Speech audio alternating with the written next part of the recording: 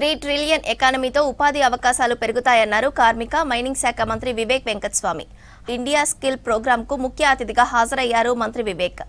Skill competitions తో యువత సామర్థ్యాన్ని వెలికి తీస్తాయన్నారు మంత్రి. దేశంలోనే మొట్టమొదటగా 15 అడ్వాన్స్డ్ టెక్నాలజీ సెంటర్స్ ను ఏర్పాటు చేస్తున్నామని వివరించారు వివేక్. ఇలాంటి కాంపిటీషన్స్ ఎప్పుడు కూడా జరగలేదు.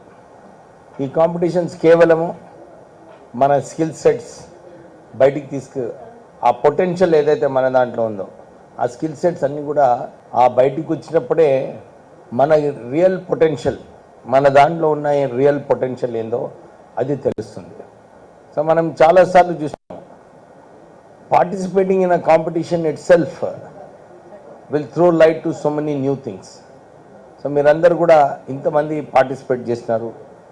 వారు చెప్పినట్టు మేము జోన్స్ క్రియేట్ చేసి ఒక జోనల్ ఇంటర్ కాంపిటీషన్ పెట్టి దాంట్లో స్కిల్స్ ఎవరైతే మంచిగా ఉన్నారో వారిని అందరినీ కూడా ఈరోజు ఈ కాంపిటీషన్ పెట్టడం వలన మనకు విన్నర్స్ వచ్చారని.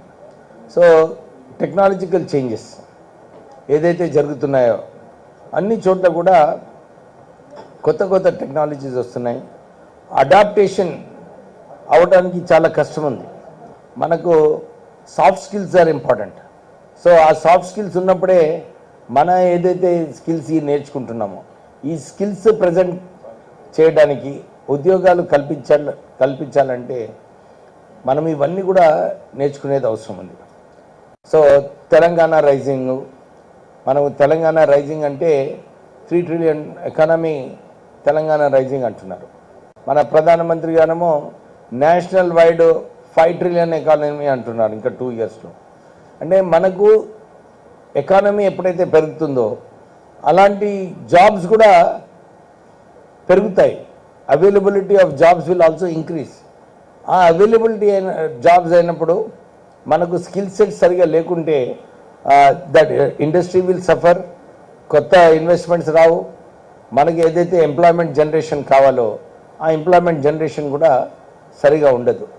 So it is important. So మనకి ఈ డిఫరెంట్ మల్టీ స్కిల్స్ కూడా along with our current skills we need to learn.